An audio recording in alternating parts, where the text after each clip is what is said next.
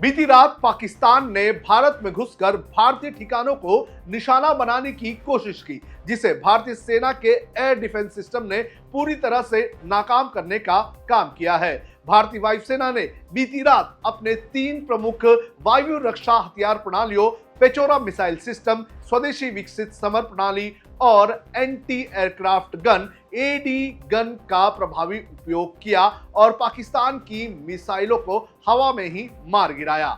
आइए आपको बताते हैं कि भारतीय सेना ने जिन एयर डिफेंस सिस्टम का इस्तेमाल किया वो क्या क्या है और किस तरह से काम करते हैं। नमस्कार, आप देख रहे हैं लोकमत हिंदी। मेरा नाम है सोनू कनौजिया।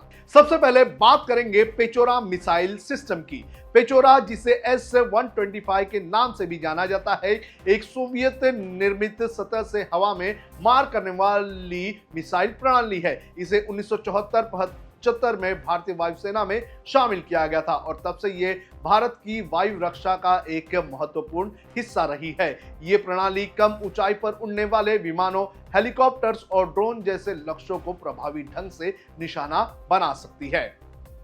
अब बात करते हैं समर प्रणाली की।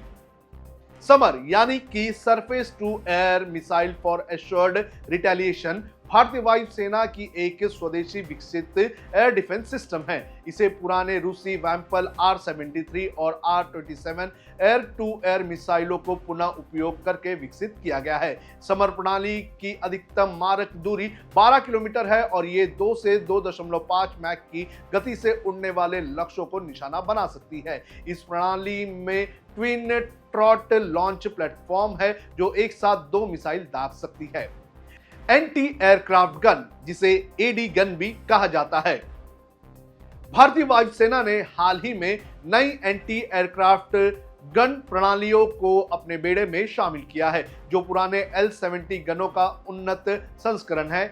इन गनों में 40 mm कैलिबर की गोलियां चलाई जाती है और ये हेलीकॉप्टरों, ड्रोन और अन्य हवाई खतरों के खिलाफ प्रभावी है। ये गन विभिन्न मोड्स में फायरिंग कर सकती है, जिसमें सिंगल शॉट, 100 RPM और 300 RPM शामिल है। कैसे काम करता है मोबाइल एयर डिफेंस सिस्टम, ये भी आपको बता देते हैं।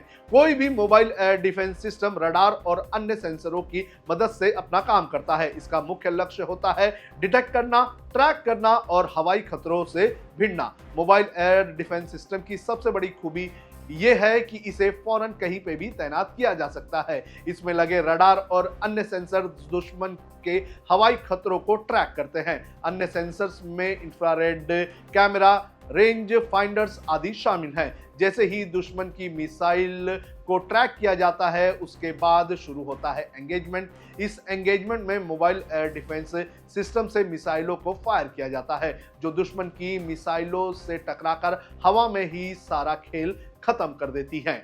क्या है S-400 सुदर्शन चक्र, जिसका इस्तेमाल बड़े पैमाने पर कल हुआ है?